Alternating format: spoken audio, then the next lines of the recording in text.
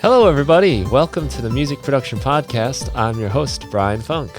On today's show, I have the pleasure and privilege of speaking with Matt Wallace and Will Kennedy, who are working together on their new project, Studio Delux Immersive, which is specializing in 3D audio. This is Dolby Atmos and a few other spatial audio type of things, which we're going to get into and learn a bit about. Matt and Will have the type of resume that it's like a who's who. Faith No More, Maroon 5, The Replacements, U2, One Republic, High School Musical soundtracks, all of the big names. And they're moving on into this whole 3D spatial audio stuff, which is all the rage now. I think it was about a year ago, Apple released it on Apple Music, which is where I really got exposed to it first. And I'm excited to learn more about it and what they're up to and how they're going to make our music all the more immersive in the future with some pretty exciting projects and some exciting stuff that I've heard already that we'll get to as well. So please welcome Matt and Will to the show. Thanks for being here, gentlemen. Howdy, howdy. Thanks for inviting us. Hi, thanks for having us, Brian. My pleasure. It's really is an honor to talk to you guys. I know so many of the albums you've worked on, and it's been great work, part of my life. So thank you both for doing that work. And maybe I'll just get you guys to both introduce yourselves so we can acquaint the listeners to the voices behind the wisdom and the knowledge here. What if I voted Matt? I'll ask you to kick us off. Oh, okay, good. Well, if you're looking for wisdom, you better talk to Will. But if you want some good stories, you can talk to me. Record producer, started playing guitar when I was 13 in various bands, basically played Black Sabbath and heavy, ugly music, but also had a very keen ear to pop radio. So I've always kind of lived between the two bookends, what I call the beautiful and the brutal. So it's always this kind of either melodic or just thunderous mayhem. And I was always the nerdy guy that recorded our bands, had a studio in my parents' garage, and I recorded a band called Sharp Young Men that was the kind of foundations of Faith No More. So I actually recorded them in my parents' suburban garage. And then, made a bunch of records on 8-track, and then moved to Los Angeles to, quote unquote, work for 2 years and move back to the Bay Area. And I've been here for 33 years. So there you go. And then about 10 or so years ago, maybe 15, Will and I started working together on a variety of projects, including an incredible record by the band OAR. And so we've been kind of working together off and on over those years. And about maybe 9 months ago, Will said we should put together an Atmos studio. And I thought he was crazy, but he had all the great formulas and where we'd lay out all the speakers and figure out how inexpensively we could do it. And I was like, well, let's give it a shot. Very nice. So that's my story. Will? So, obviously, I'm Will Kennedy. I started off, at least in the music business, at Berklee College of Music. I was there. I had no idea I wanted to be in the recording business at the time, or in recording in general. But I was taking coursework that shared a lot of the same courses with the production engineering. And the more I got into it, the more I loved it. Fell totally in love with it. And then decided that was going to be the direction I took from there on out. Graduated from Berklee in 1999. Worked first in Nashville at Ocean Way down there. Then moved to New York City and worked at Right Track Recording, which is now unfortunately gone. It was on 48th Street in Manhattan. Took 4 years off to take care of some health issues, worked at Harvard University, and then moved to LA in 2005. And I guess it was in 2007. After some mutual friends introduced us, Matt hired me to come in and start doing some engineering with him. And here we are in 2022, partnered up on this Dolby Atmos immersive mixing studio. So that's my story. Nice. That's Berklee in Boston, right? Yes, Berklee in Boston. Okay. And Matt went to Berkeley in California. UC right. Berkeley. Yes. Different. Yeah. We had the incorrect spelling. Will had the right one. I always felt like the one in Boston was the incorrect one, but yeah, I teach at their online school, an Ableton Live class. Nice. I probably wouldn't get accepted to the college, but I am able to teach this class. That's nice. Oh, I don't know if I'd get in today either. I'm happy I got a chance to go when I did. Very competitive. I teach at a high school English, and I have some students, and one of them, amazing musician, and I was really surprised to hear he didn't make it in for whatever reason. Really? Yeah, I mean, I heard his audition music. I was like, you got this, like, no problem. But it's tough. Yeah. Wow. Yeesh. Interesting. It's competitive world nowadays. Yeah. Yeah. Yeah. Well, there is like so much more access to everything these days. Where even young kids, they get an iPhone, they've already got DAWs. I think GarageBand is pre-installed. Yeah. So much different. I started guitar when I was 14, and I was hooking karaoke machines together, cassette tapes, trying to figure out ways to do overdubs. And eventually, Yes. Yes. I did that with 2 cassette decks and a PV mono mixer. So I'd record my band on one cassette, run it through the mono mixer, then we'd sing along with it as it recorded to our other Akai cassette deck. So I know Nice. I know that world well. Yep. Man, I feel like I was spoiled because my first recording experience was with a cassette 4-track and a DAT machine with a little 8-channel Mackie mixer. That's a step up from where. Luxury. Yeah, it is luxury. Yeah, I remember when I got my Tascam Porta MK2, which was dubbed the meat and potatoes 4-track. Nice. Yep. The most entry level one you can get, and it was amazing. It was the best. Yeah. Yeah. It's pretty cool. I'm curious. You guys started working together. You said about 2007. What was it that drew you two together? You guys obviously run into lots of people in the industry and lots of different folks that you work with. What was it about this particular combination?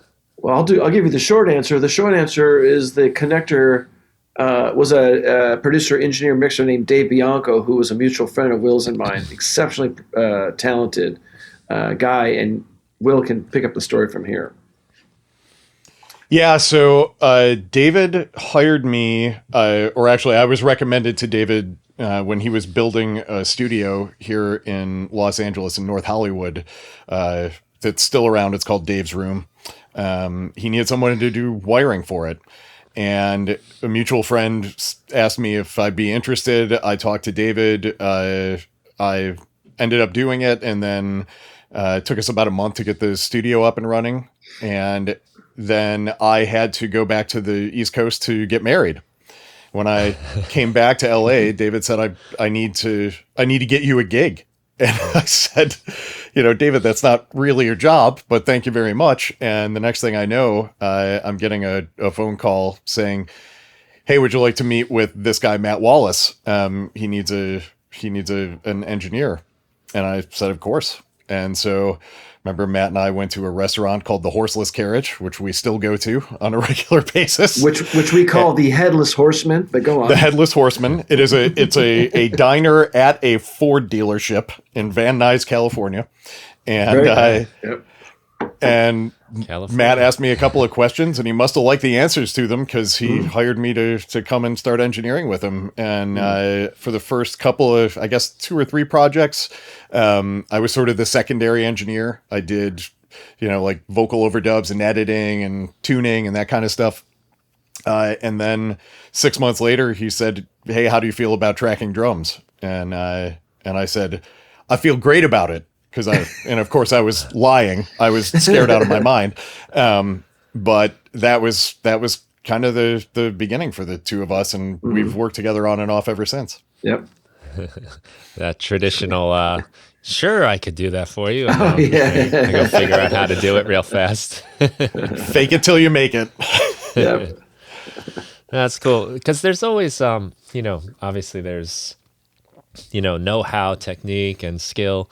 But there are these intangible things too that that we like to work with people, and I think personality. Obviously, you guys have a really nice rapport with each other, and the stuff matters. So I find that interesting, to dig into that.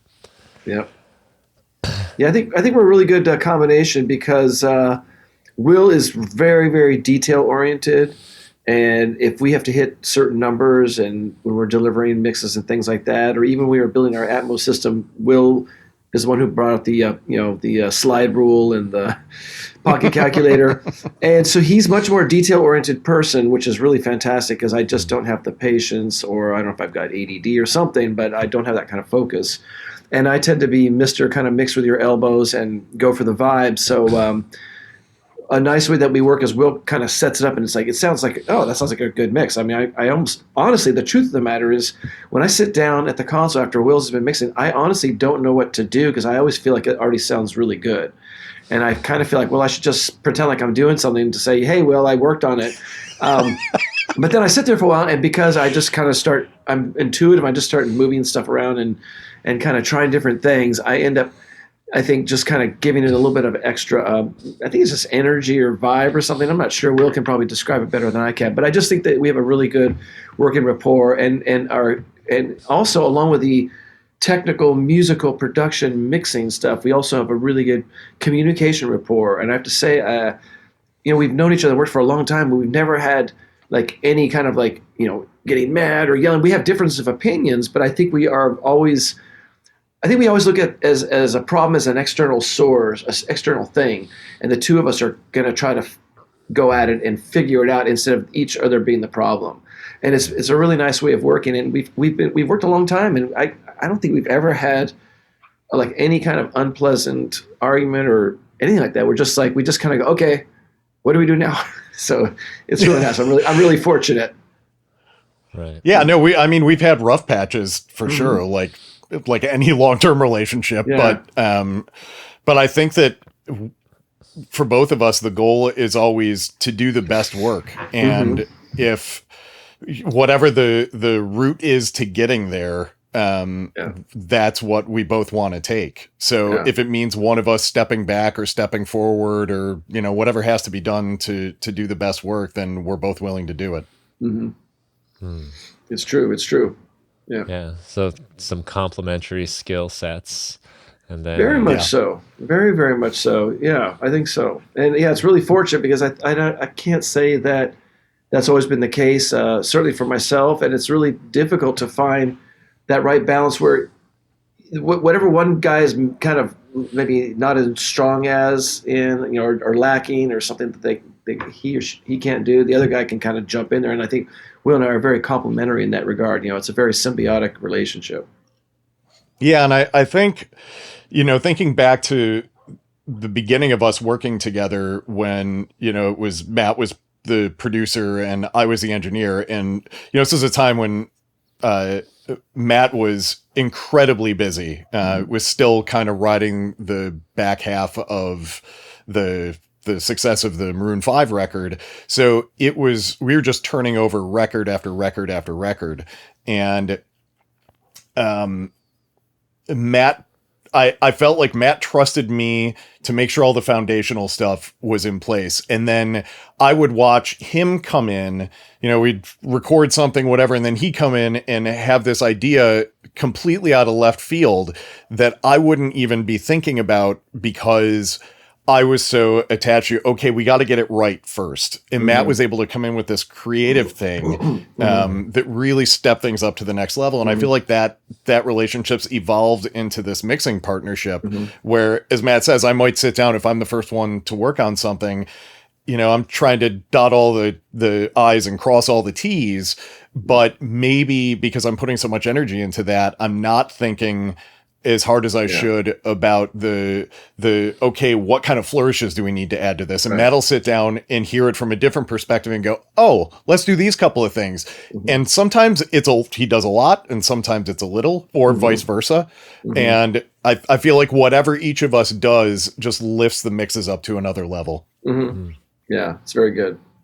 That sounds nice. And that's something I think I do when I'm trying to do my own work is at one hand be technical and make sure that stuff is right, but then there's the other side of you, which is almost an opposite way of looking at it, where you're going for like the vibe and the feel. And it's a constant switching back and forth. Sometimes I think it'd be nice if I could just be one or the other. Yes. It's absolutely. And I think, both of us have obviously worked a lot on our own. And I think we both deeply appreciate when you've spent, as anybody who does this has, hours and days and weeks, months, years alone in a studio trying to crack all of these problems, be they technical or creative on your own.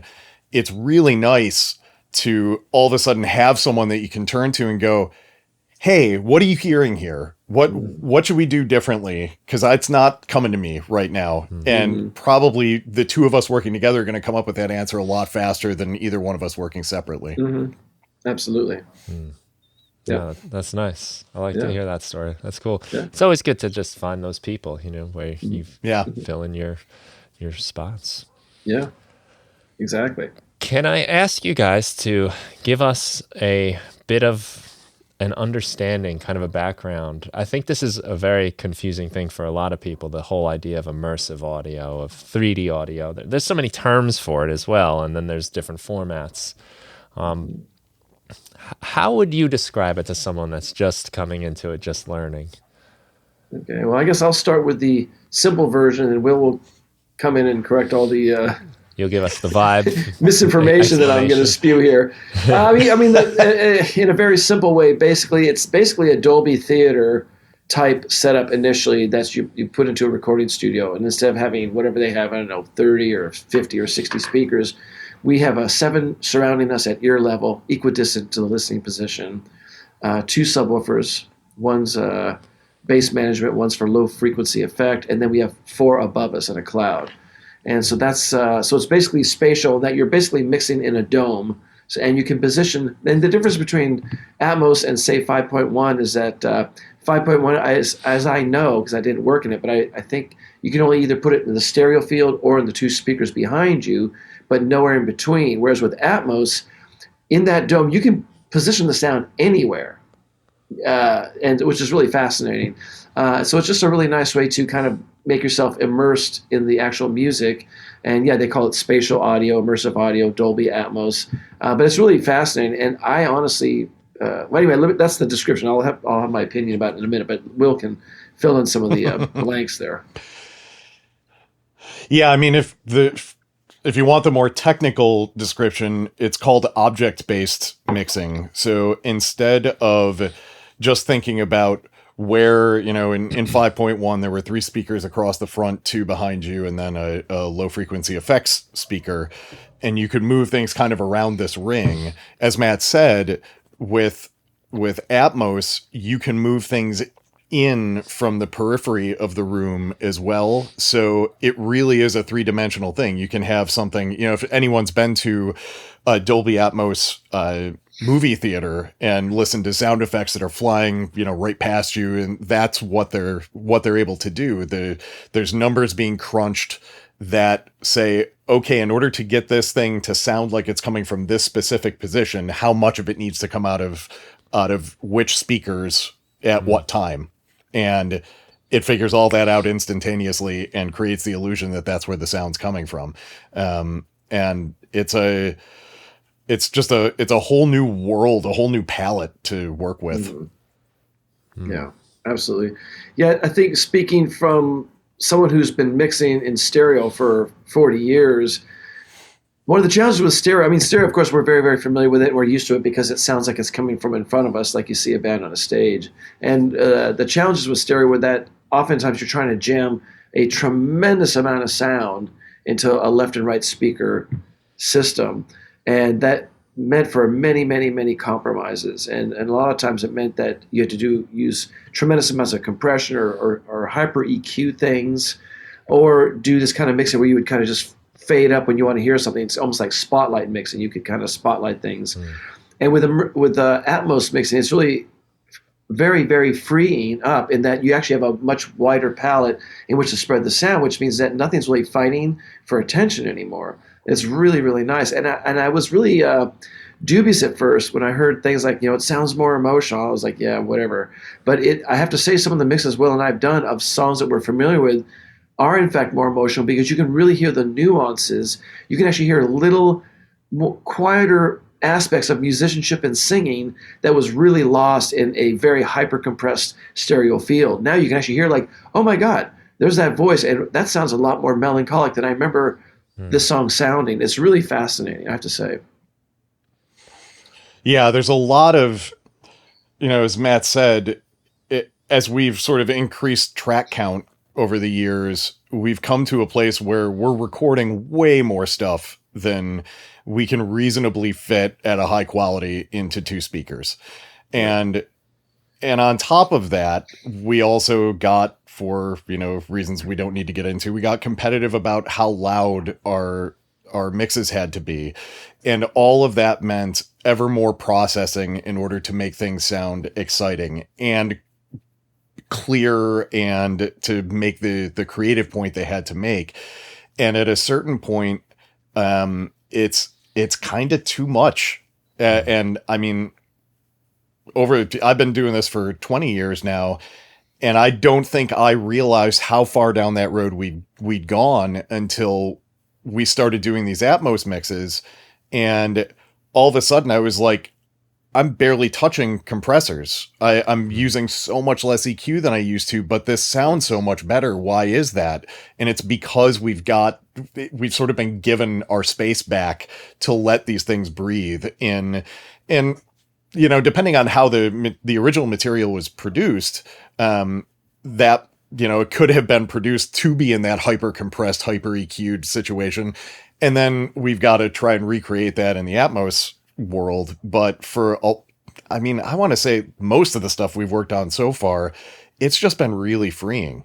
It's a lot of fun. And I think I'm with Matt too. My original reaction to, here's another attempt at an immersive audio format was, okay, I watched 5.1 come and go. I knew about quad. Matt, had some experience with quad in his early days, and it never seemed to work out.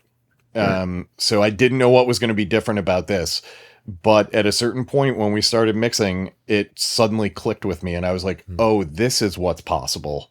And, and when you get it right, it's really stunning. Yeah. And we noticed that. I know that Will and I have had that feeling when we mix things, but it's interesting. We just did a project, actually the Faith No More project for Rhino and Warner Brothers, and their product manager, who had never heard Atmos before, but was a huge Faith No More fan and had listened to these songs. He said, literally, I've heard these songs 300 times. He sat in the room and listened to Epic, and he goes, I've heard things on that song I have never, ever heard. And I know those songs inside and out, backwards and forwards. I've never seen anybody's jaw drop like his did. He just heard the songs. He goes, this is incredible. And it was really something to see that. Yeah. When I'm mixing, when I can be disciplined about it, I like to start in mono, have everything in mono right down the middle. And because I find if I can get it to sound balanced there, and then when I go to stereo, it's like, whoom, I got all this space now. And then I can really place things. So I can only imagine if now I have not just left and right, but around, above, upside down, inside out. There's just so much potential for, like you said, like there's so many tracks and things now where you can really put things in a place and make it feel like it's somewhere. It must be an exciting moment to just pull that out. Yeah, I think that's and a really sound good design. Oh, sorry, go ahead, Matt. No, go ahead. I was gonna say that's a really good comparison. If you do mix in mono and move out to stereo, I think that's exponential of going from stereo to Atmos. You're going well. Yeah, and I was just going to say that, especially with modern music, sound design has become such a huge part of it that it lends itself to being able to do 3-dimensional mixing just like you do for a movie score. It really adds another level of excitement to it. Yeah, it does. Now, here's where it gets puzzling for me. Yes. So I get it when I'm sitting in the movie theater and there's 30-something speakers around me. But now we have it where we can experience it in headphones. And I have some examples and some that you've worked on too that I want to ask you about. But how does that work? How do you transfer that information? Because it is noticeable and you feel it. You feel that sense of immersion, I guess. Right. but I don't understand, I guess, the physics or. Well, I'll start with the simple version, but then Will take us deeper. But here's, to make a really long story pretty short. In our room, when you listen in Atmos, and then you listen to the feed off the Dolby renderer with the iPod Maxes, it sounds remarkably similar. It's really fascinating because I didn't think that was possible. But with those headphones off the renderer, it sounds like, oh my God, I can hear this immersive thing. It's really, really incredible. I think the big frustration for Will and myself, and actually for most of our peers, is that once it gets into Apple Music, something changes. And it does diminish what a lot of us have worked so hard to accomplish. And Will can really speak to this very eloquently. Yeah, so the process of taking what was initially coming out of 13 speakers and folding it down to 2. I mean, obviously you're not going to get the experience in the same way that listening to a stereo mix on speakers is not the same experience as listening to it on headphones. This is also not a direct apples to apples comparison. But obviously it's also a little more removed because we are now squeezing what was 13 speakers into 2 for headphones. And the way they do that is by creating almost, you can almost think about it like a reverb, a space that all of your sounds are going into and then being placed within that space in a similar way to how you have them placed in the room. And then all of that is folded down to what we call a binaural fold down, which is 2 tracks with all of that information baked into it. At least that's how it works for everybody but Apple. There's 3 streaming services right now that are doing immersive audio. It's Tidal, Amazon, and Apple. Tidal and Amazon are using that version, which is the way Dolby does it and the way we listen in our room. Apple is... They want to be able to take a different approach to the technology. And one of the things that they want to be able to do is what they call head tracking. So when you turn your head, which I'm sure if anybody has watched like Netflix on your phone, you've noticed now if you turn your head, the audio will follow where the phone is as opposed to staying directly in front of you the whole time. That happens with immersive mixes as well. That's part of Apple's spatial audio thing. So they're basically stripping away a layer of settings that we're adding in the mixing process and adding their own. They've got their own model of a room and they're using a different type of end file to get to the headphones. But what it allows them to do is have you turn on head tracking. So if it makes it sound like you're sitting in the room and you turn your head. And if the vocal's if it was coming from the front in the room, when you turn your head, the vocal will be coming at you from the side. Anything that was mixed in the rear speakers will now be on the side. If you look up, you'll hear if anything's mixed above you, you get the sense that it's coming from above you. So there is, I think, a lot of, I've seen, especially with younger people who don't have a whole lifetime of stereo listening experience, when they hear the head tracking thing, they're blown away by it. They think it's super cool. And our frustration is that we don't have any really effective way of being able to listen to that result live while we're mixing.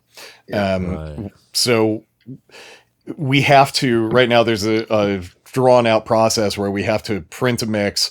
And then basically, the dumbed down version of it is email it to ourselves, listen to it on our phones, make notes, go back, make changes that we don't know whether or not they're going to translate on the phones again, print it again, send it back to the phone.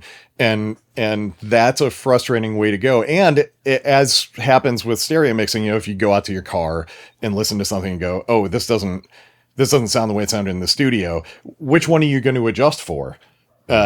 Do we make the Apple version sound better at the expense of the other version?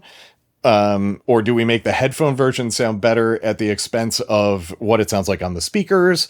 So just, this is an age old thing in mixing. It's just trade-offs. And that's part of the art. Right. Reminds me of the old days of doing your mix, recording it to a tape, bringing it out to the car, Yep. listening. It's That's very much exactly. like that. Yeah, Yeah. very much like that. We're hopeful that over time, the Apple approach is going to change a little bit. It's going to be more reflective of what we've actually accomplished in the room. And from what we understand, like Will said, Amazon and Tidal basically our mixes sound very, very similar, which is really heartening to hear that. And I'm pretty sure that Apple will catch up. That's my feeling. Right. Yeah, they have a different, it's Apple. They have a different idea about how they want to do it, and they're going to stick to their guns until they decide that's either incorrect or, and I don't think that's going to happen. I think that everybody's, again, sort of driving towards the same goal. They're just coming there from different places. And right now that's hard for us on the creative side to deal with. Yeah. I guess they get to make the decisions they want to make when you're Apple. You get that power. Yes, it's true.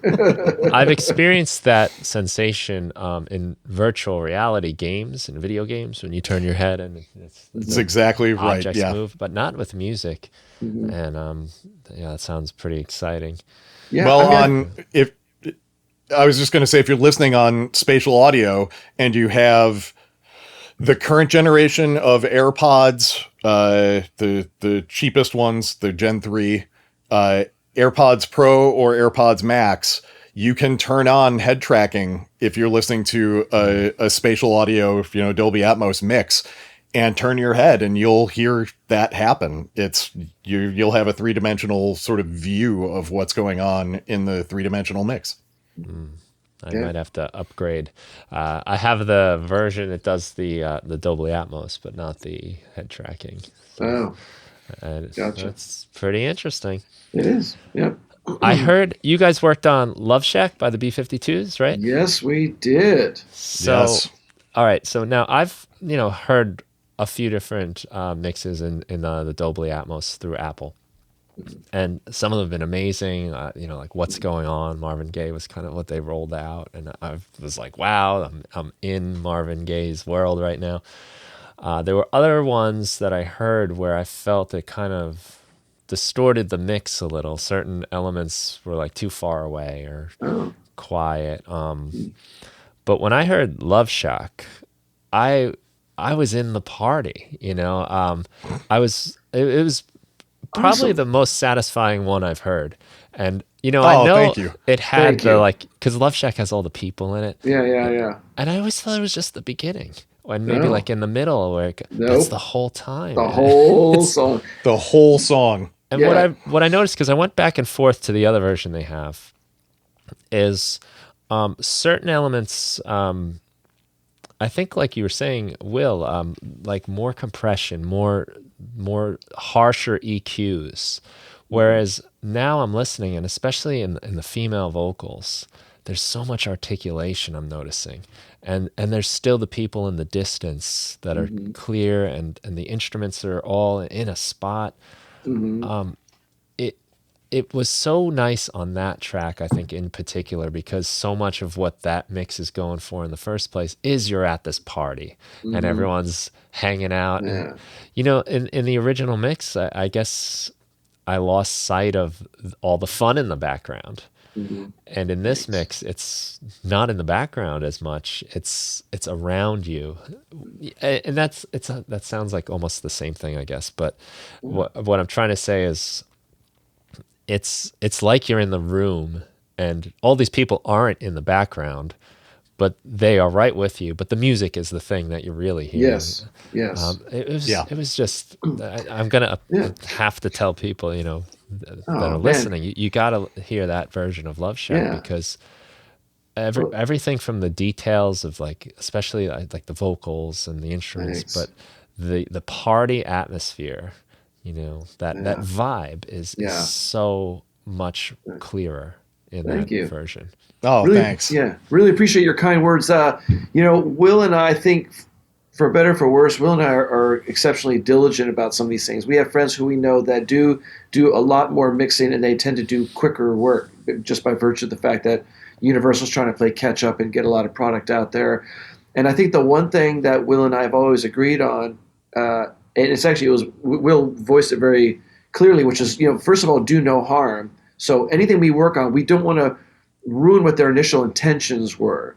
And so he and I sit down and go, okay, what would the singers want in this mix? What would the guitar players, what would the producer and their mixer wants? And we really want to enhance what they did. And he and I worked very diligently on that song. It actually took us about 3 days for a number of reasons. Will can get into the whole issues we had with the speed of the song, but we really invest a lot into these songs, and because we want it to be authentic, and we don't want a stamp, like we don't want a stamp like, oh, that's obviously a Will and a Matt song. It's like, no, it just sounds like the B-52s. And we did learn a big lesson where we first spread the whole thing out really, really wide in Atmos, and honestly, the whole thing did kind of collapse in a way. And we learned a big lesson of having to kind of push a lot of the band back to a little bit like left, center, right, and then start fanning things out from there. And we also, by the way, we had to mix that from the multi-tracks because there's no such thing as stem mixes from there. And so we had to basically, what took us so much time is we had to recreate the stereo mix, all the nuances in every single sound, and then spread it out. So it was a lot of effort. But we really appreciate you saying that because we do work very hard on these things. We want them to really be enhancing, and we don't want the technology to run away with the original intention of what the artist wanted to do. But Will can talk about some of the other issues we had. Yeah, so as Matt said, this song was recorded, I believe, 1989, and it was all analog tape. So we were working off of the digital transfers from analog tape. But it's stuff you don't think about anymore because we're so far removed from our everyday being the analog tape world. First of all, the album version of the song is another, I think, 2 minutes longer than the version everybody knows from the radio and knows for the decades since it came out. So we had to do all of the edits to match the multi-track to the single edit, which probably was done in mastering initially. Once we did that, we realized that the song lengths still don't match, even though all the edits are correct. And we have to, with these Atmos mixes, because as I'm sure you've seen, you can flip back and forth between the stereo version and the Atmos version. We have to make sure our mix is within a very tight tolerance time-wise of what the stereo master is. So we've got to, it's one frame of space on either end we have, which is 1/24th of a second. So we were off by a lot. I can't remember exactly what it was, but it was many seconds difference. And we also, while we were dealing with that, I was trying to figure out what was going on there, and Matt was working on getting the sounds of the mixes dialed in, and we felt like we had it really close, and I kept saying there's something not right, because I'm a huge fan of the song. So I sort of have it in my blood, and I was like, man, it's like it is 99% there, but in this case, that last 1%, so many people love this song and have listened to it so many times. We've got to nail this. And eventually, what we were reminded of is back in the day, you would take your mix to mastering, and then sometimes you'd say, what would it sound like if we just sped this up a little bit? Yeah. And that's exactly what they'd done. And when we then had to vary speed the multi-tracks to match the length of the master, and when we did that, all of a sudden the sounds all fell right into place. We're like, oh, wow. Okay, that's the secret sauce that we'd been missing up until this point. But all of that, it's like doing archaeology. It's a short story now, but it was a 3-day adventure when we were working on it. Plus dealing with how do we get that kick drum to sound right? How do we get that guitar to sound right? How far can we go with taking this into 3D, like Matt said? So it's juggling a lot of stuff while still, especially when working on catalog stuff like that and stuff that's beloved to so many people, we want to make sure we honor what's already out there because everybody loves it. We don't need to make it better. It's already a hit. Mm-hmm. Yeah. Wow. Yeah. What archaeology is great. It is carbon dating the tape. Yeah. It very much, but it really feels like that when you see people in the pit, like with the little brushes kind of thing. Yeah. That's no exaggeration to what we had to do for that song to get it just right. And it was really fascinating. The Warner Brothers people asked us before we got that gig. They said, what is your approach to Atmos mixing, and we said, we can make any song sound like a roller coaster ride. You can have stuff all over the place and swirly, and you can really showcase the technology. But Will and I said, listen, the thing that we think is most important is to represent the original intention of the songs and the performance. And we want that, so we want the technology to serve that. And so that was, and once they heard us say that, I said, okay, here, got some stuff for you guys to mix. So that was really fortunate that we agreed. Yeah. It was nice. Yeah, I could see how it could get gimmicky when it's new and you're going to have them like spinning around your head and all this nonsense that in a couple of years you'll just say like. And I feel like where we're at, I've said this a number of times, where we're at right now is the same place that we were at when we moved from mono to stereo. Mm-hmm. We don't know what the rules of this, there are no rules of this yet. We haven't sort of laid down what the guardrails are about what we like, what we don't like, what people are going to like and not like, what's going to be creative, what's going to sound like a gimmick. And we're trying to figure all that stuff out now. And much like you listen to early stereo stuff and it sounds gimmicky, because they didn't have any rules for that. And I'm sure there were engineers at that point that were going, what do we need a second speaker for? It sounds great on the one speaker. What do I need to do with the second speaker? But eventually we figured it out and we got really good at using that palette of two speakers. And so now we're learning how to use this new palette of many more speakers. Mm-hmm. Yeah. Yeah, I remember the first time I ever put the Beatles on headphones with the stereo mixes and the drums are over here and it's just the vocals over here and a lot of experimentation going on there. And it feels like lopsided because we're so used to kick down the middle, snare down the middle, all these conventions. Yeah. I think that's a very good example of the technology not serving the song. I think they said, we have stereo, what are we going to do? They go, well, I guess we have to put someone over here, someone over there. And like we will say, the original intention was never for those things to be heard that way. It was initially intended to be heard in mono. And even if you went to stereo, maybe just spread out a little bit, but that left and right thing makes zero musical sense. And I think in retrospect, and what's unfortunate, I've worked with bands that really want to replicate that vibe. It's like the Beatles never wanted that. That wasn't the intention.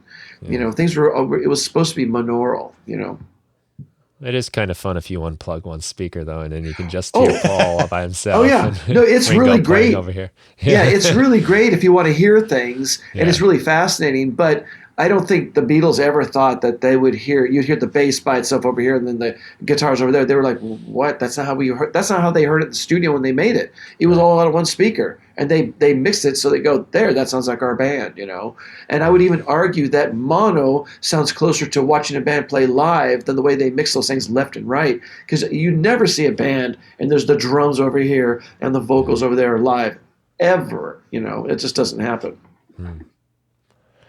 I'm just curious on Love Shack. How many tracks is that? So I'm assuming you got all the mix down from the original tapes. Like you said, it's not stems, so it's not like all the vocals, all the drums. I'm just curious. Yeah. Was it 32 tracks, Will? 32? I believe it was 48. I think it was two 24-track machines locked together. Wow. Oh, okay. Or possibly we have friends that we've talked to who are huge fans of that album who have said that it might have also been a Sony 3348. Oh yeah. Oh, the Myth. Yeah, that's I thought the 48 track, but that's more than 24. The 32 track. Yeah, that's what I heard. Yes. But anyway, definitely more than a. But 24. It's not. Yeah. Yeah, it's not an insane track count by any stretch. More like, back then, if you were working on 24 tracks, chances are you had to, if you wanted to set up a bunch of drum mics, you're going to have to bust them together and record them down to one track. Right. Like if you had a bunch of room mics, you only had 2 room mic tracks, so you bust them all together and print them that way. And they were just able to spread those out more. Mm-hmm. But it wasn't like there were 50 guitar parts on there no one had ever heard. No. Everything was there in the form that you expected it to be there. Mm-hmm. Yeah. Were there a lot of tracks of the crowd noises? There was actually 2 tracks of the crowd noises. And what's really fascinating to me, that was a very educational experience when Will and I put up those faders.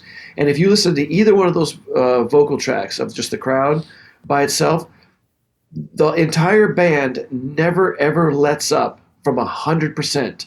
From the moment they start recording that one pass to the very end, everyone on that track is 100% invested.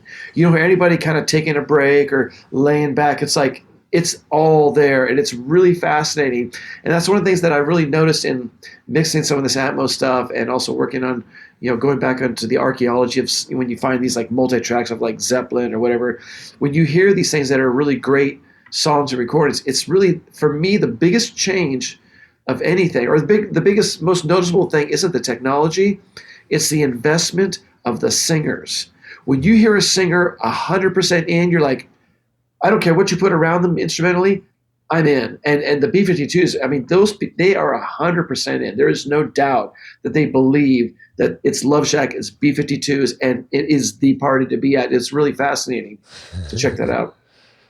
Yeah, well, like these days you can punch in, you can loop sections and get your comps together out of 47 different takes. That I can understand that that's a sacrifice. There's something pretty cool about that straight performance that it's really, you're on the whole time. Yeah, for me, as technology has improved, I think musicianship has unfortunately taken a bit of a dive, because I think that in the old days, when you had to do 4, 8, or 16 track recording, oftentimes those old records were basically a snapshot of a band at that moment, and they were doing their thing. And nowadays we've been doing basically multiple mono. We record bass by itself, and then we clean it up, and then we record vocals by itself, and you do everything, you clean it up. And I mixed some Queen stuff years ago on the song Tie Your Mother Down. I remember soloing up the lead vocal, and it's like I hear drum and guitar bleed, and he's singing the vocal during the recording, and you can hear where they punched in, where the music goes away, but it's only for a couple of moments. And the same thing happened with You're My Best Friend. It's like they're doing this live. Like these guys can afford to overdub. It's live. It's really fascinating. Yeah, it's interesting that they, at that time, like, they had the choice. They could have done it this other way, but their choice, the way they chose to spend their time and their money, was to focus on getting the best group recording they possibly could, if that meant doing it over and over again. Yeah, it's really something.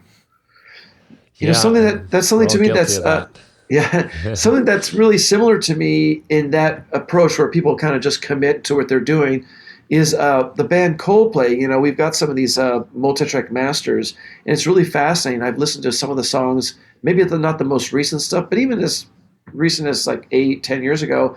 And it's interesting how out of pitch his vocal is on so many of these songs that are hits. And if you listen to it, you go, these guys could afford auto-tune, but they decided not to do it. And that might be one of the reasons why people gravitate to Chris Martin, is because it just sounds like a real guy really singing. But it's really fascinating. You listen to it, you go, man, that's pitchy.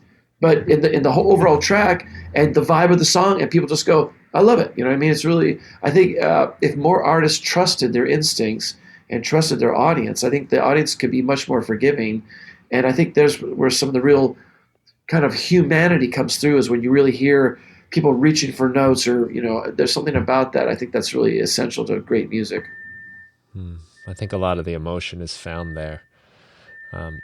I know for me, recently recording music with my band, and I'm doing the vocals, and I can't even keep up with a 4th grade choir, so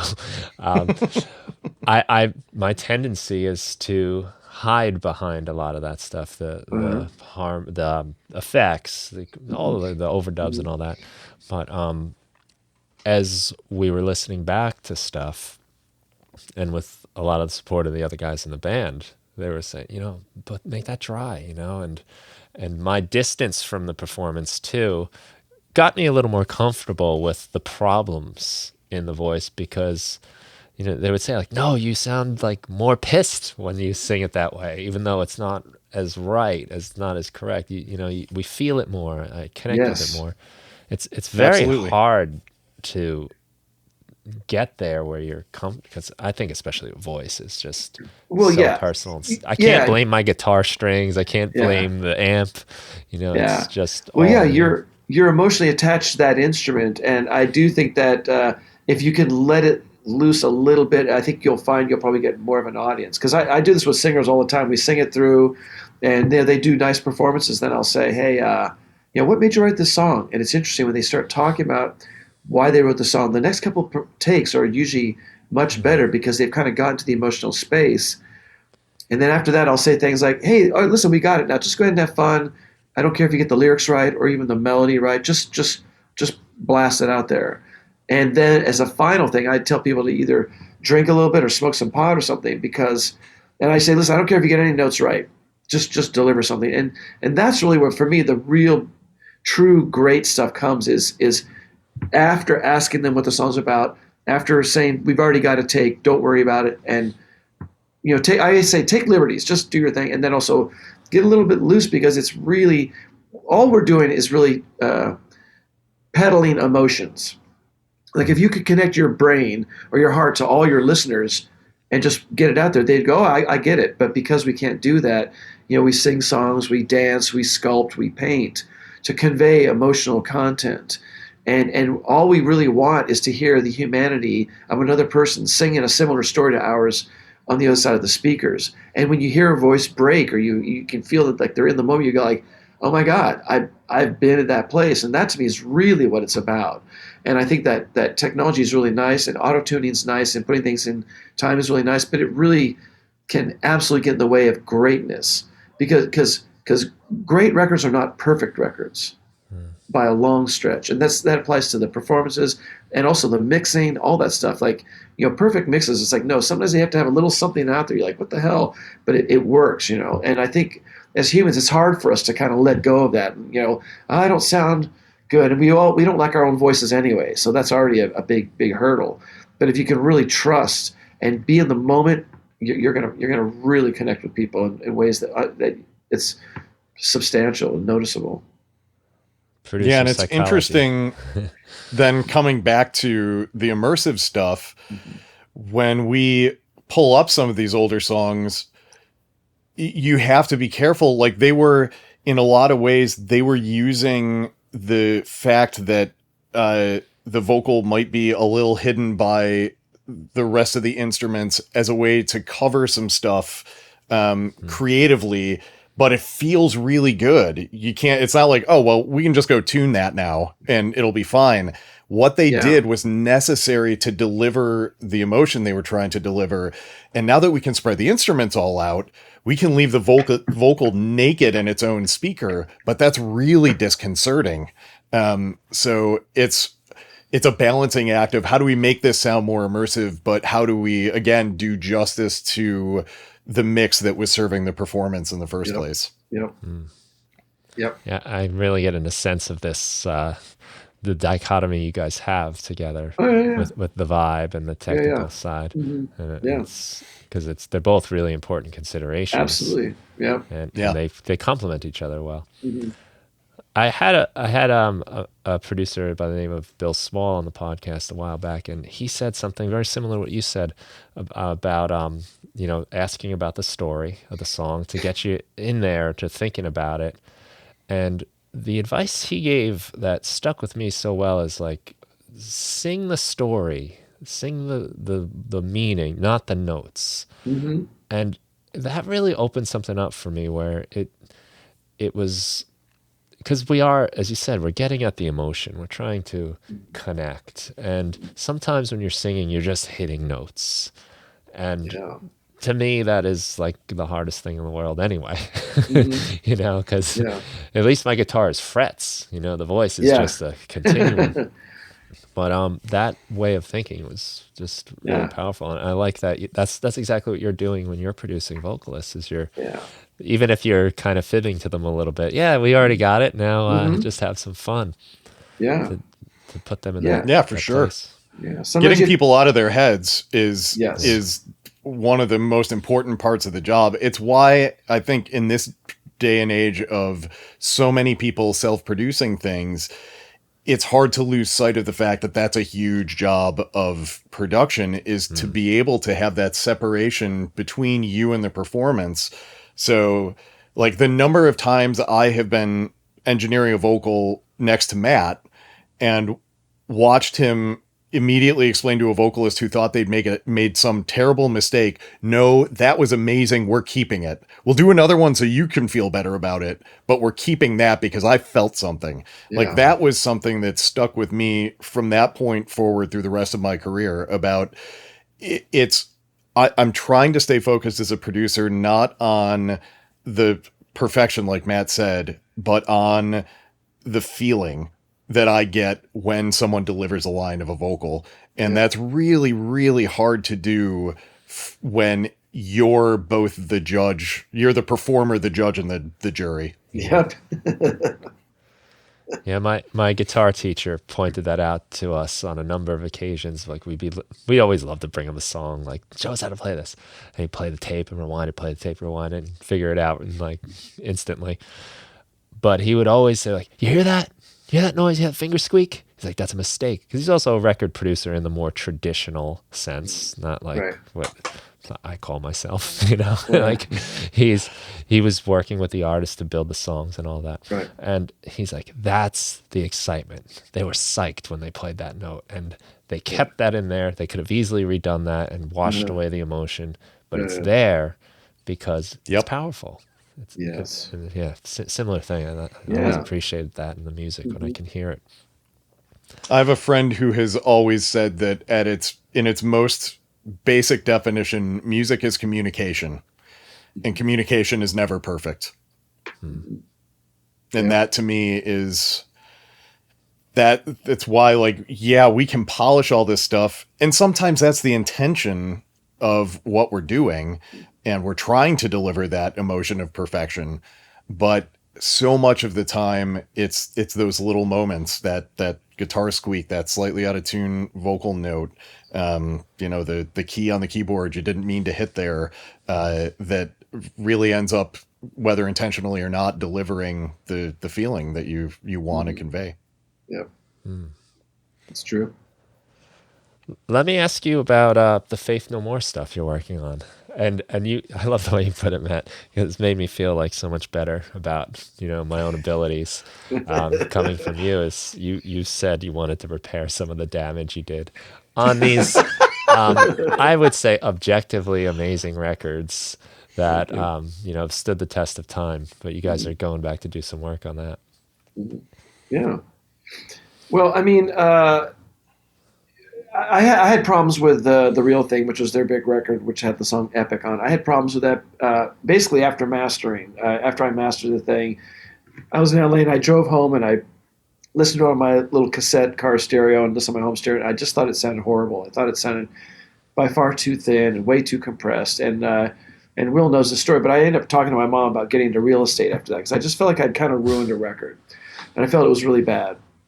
And I felt that way for about 6 months until one day I heard it on MTV coming off a TV speaker. And I was like, holy crap, that sounds good. And so on MTV and on radio, where it was really important, it sounded amazing. I still have issues with it sonically, just, my stereo. But anyway, so I thought I had an issue with that. Even with Angel Dust, I had issues with the way that record turned out too. And so for Will and I, I have the opportunity to do remix of Epic and Midlife Crisis and Easy for Atmos. But also, he and I did some stereo remixes, which I think sound ridiculously better than the originals. I don't think they're going to be released at this point in time. But for me, those versions are the right versions. And when we send them to the band, they go, that's how our band should sound. And so I was really, really happy with what Will and I did on the stereo end. Then, of course, the Atmos stuff, they love it too. They hear it. They're like, oh, my God, I can finally hear everything. And going back to our earlier point, Faith No More was a band that unintentionally had the right approach and the recording for Atmos, because that record really spreads out into Atmos incredibly well and sounds so much more powerful. And I really think that what they said is that, this technology was really for their original intention 30 years ago. So exceptionally happy how the Atmos turned out too. So to me, that's been really heartening to be a part of this whole thing. Will, what are your thoughts? I mean, for me, it's a thrill as somebody who grew up a fan of this music. I was in high school when The Real Thing came out. just out of high school when Angel Dust came out, but I was a huge fan of the band, and I have some very visceral memories attached to all of that music. So when all of a sudden I'm sitting down with the guy who produced it in the first place, who's saying, yeah, go get your hands dirty. What do you think about how this should sound? And I'm going, man, what would 18-year-old me want this to sound like? It's, my God, what a thrill. Who gets to do that? And who gets permission to do that from the guy whose job it was to put it together in the first place? And then see some of those ideas end up in the final product. It's incredible. It's been a thrill that is hard to describe. One of the nice things about the Faith No More stuff is, with the B-52s, and we did Kid Rock, we did Jason Mraz, we did a bunch of things, and we've done some frontline stuff as well. This guy Andara, we have to kind of adhere to what their aesthetic is and what their intentions are. And the nice thing about the Faith No More stuff is that Will and I, on our own, because when we started up this Atmos thing, we didn't have anything to play to anybody, so we got a hold of some Maroon 5 stuff, This Love that we put together, so we had something to play to people. And then we also did a version of Epic that we unfortunately made from like 5 really crappy stems. It just sounded so bad. It was the Guitar Hero stems. Yes. And so they were really bad, and it really didn't show off Atmos at all. So when we played it to the folks at Warner Brothers, they're like, hey, Maroon 5 sounds good, but Suzanne Savage from Rhino, who's fortunately was very, very forthright, she goes, the mix of Epic isn't happening. It doesn't feel right. And she actually stopped the playback. I was like, wow, okay, yeah. And so we said, hey, well, if you can give us the masters. And once we got a hold of the masters, Will and I did what we wanted to do with it, because we weren't hired by Warner Brothers yet. We mixed it the way we wanted. We did the stereo mixes the way we wanted. We did the Atmos mixes, and then we presented them to the label and the band. And then they're like, oh, this is great, let's put it out. So we did that for free initially, and then we're hired where everything else we were hired first. So with the Faith No More stuff, I think we were freed up to kind of go, hey, we're kids in the candy store. How good can we make this sound? And it was really, really fascinating. And it meant I will stand by. I love the Atmos stuff, but Will's and my remixes are crushing. They're so good. And the band are just like, oh my God. I mean, they're super good. Seriously. Did you say those might not get released though? I hope they do. But honestly, for me, the version of Epic is exactly how Epic should have sounded. And same thing with Midlife Crisis. I mean, even in stereo, they still have much more clarity, much more depth, much more focus. And that's mainly because, both Will and I have had more years of experience. The technology now is much better, where we can clean up like drum ambiances and weird things. We can use samples where we need to judiciously. And just, oh my God, to me, I feel like that's the peak of my mixing career, is those remixes in stereo where like, there we go. I mean, just just stunning. And I'm, again, really, really happy with the Atmos stuff. The Atmos stuff is making people's jaws drop, but to accomplish in stereo this sound and height and dimension and cinematic, just, it's really something. It sounds like a sort of vindication for you. And well, for me it is, because I've always felt bad about the sound of that record. Epic, I mean, the Real Thing record, I always felt like, oh man, and so, again, it sounds insane to hear you say that, but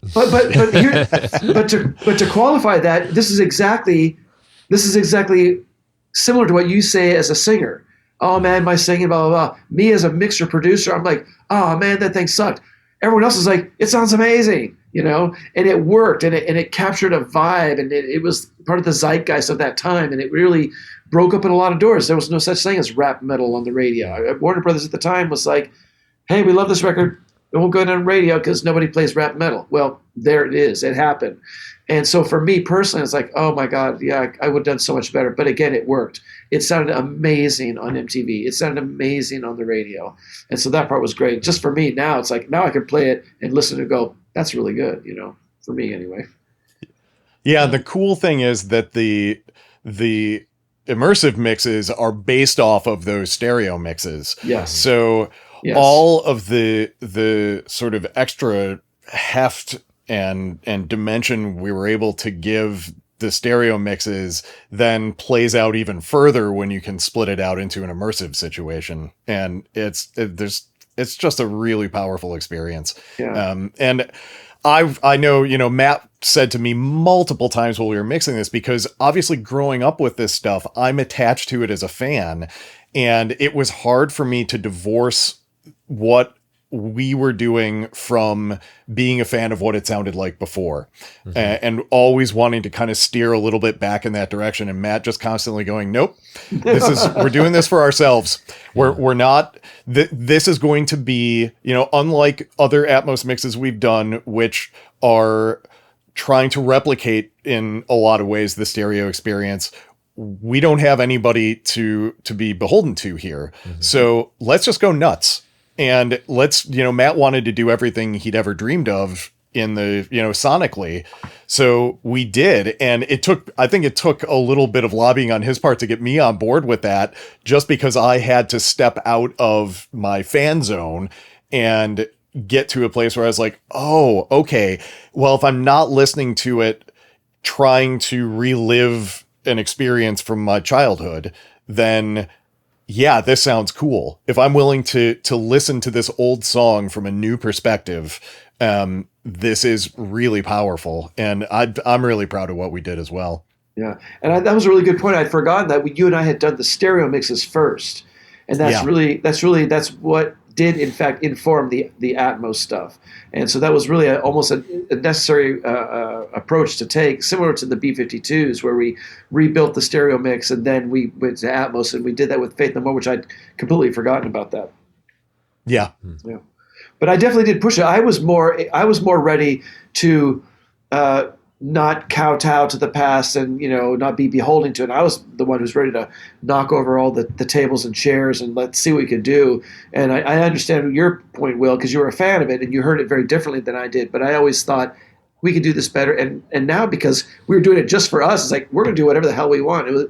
Fortunately, what we did is what the band wanted and the label, but the band really loves it. And I think because I've worked with them for so long, I had a good idea of what they wanted, what I wanted, and once Will joined on board, it's like, okay, now we can get this. It was really, such a thrill to do that. And the only thing that's even close to that for me is when I remixed the Replacements, Don't Tell a Soul record, like 4 or 5 years ago, where I was able to remix that record the way it was originally intended. That was another one that kind of accomplished that. But for me, this Faith No More thing was the big one, where sonically it's just like a big punch. It's really great. Well, it's cool you have that perspective that Will has, as you said, the visceral 18-year-old connection that like there's something about the music I think everybody liked in those times in our life that just stay with us forever.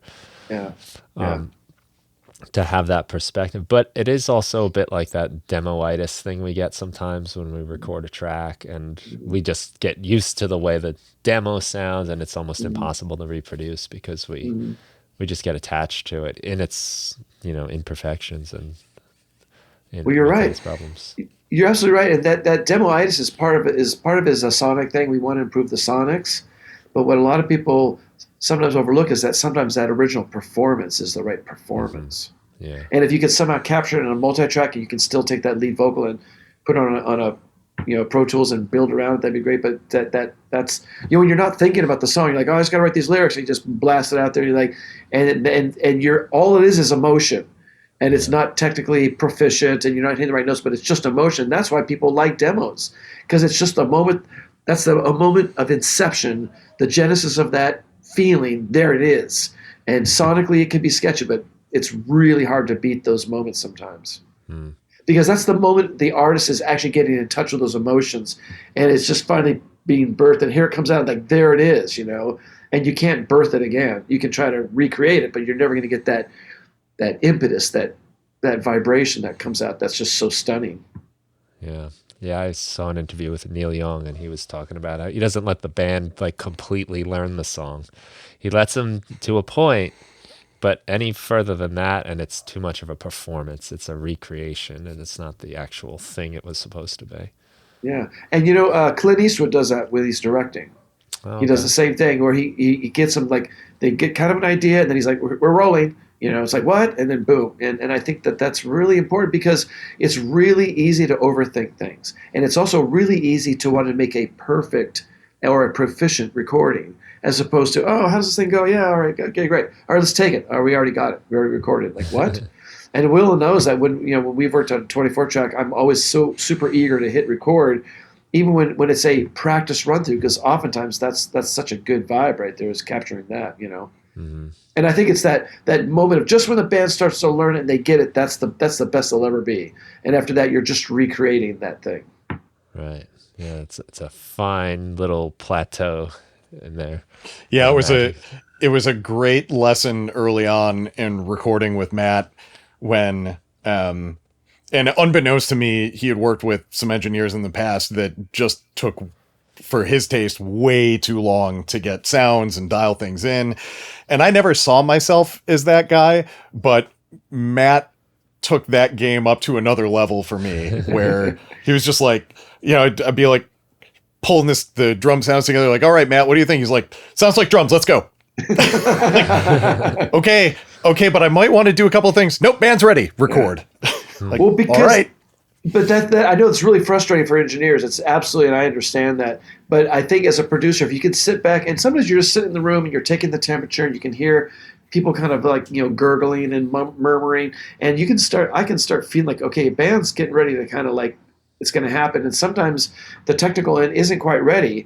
And for me, if the marble's going to roll, either technically proficient or killer vibe. It's always going to roll over to killer vibe or guts and emotion. Always, I'm going to go for that. And I know it's frustrating for engineers or musicians and people like that. And I've had musicians argue about things that I thought were little mistakes that were really perfect, and we would fight about it. And somehow I'd say, well, let's leave it in there. 6 months later, yeah, you were right. I'm glad that's still there. Because it's the humanity, and the humanity's super important.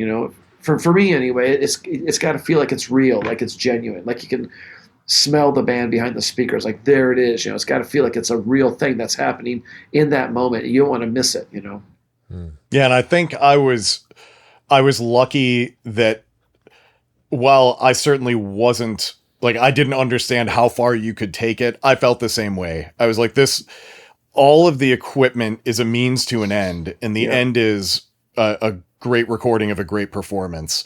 And if my concern as an engineer was always, am I taking too long? Am I, in doing what I need to do, am I tiring out the artist before we're actually doing real work? So it was cool to have that challenge in front of me of, okay, when Matt walks in the door, we got to be ready to hit record. Yeah. And for me, now that we're talking about this, I think that the thing that has worked really well for you and myself, Will, is that to me, there's always a tug of war between the technical and the emotional. Yeah. And all you're trying to do is find the sweet spot where the technical is just right or just good enough, and you're getting the emotional thing. And so the only reason, like we've talked about this earlier, that I can do my job so well is because you are establishing the foundation. You are setting up the stage so that I can get up there and swan dive off of it. You know what I mean? And so you're really, but it's that push and pull that makes it work. And me just by myself mixing with my elbows or just going like roll it isn't going to accomplish it. You know what I mean? That's not going to get the job done. And you being super hyper technical and getting everything, crossing T's and dotting I's, that's not going to get the job done. But between the two of us, that's what would get it going.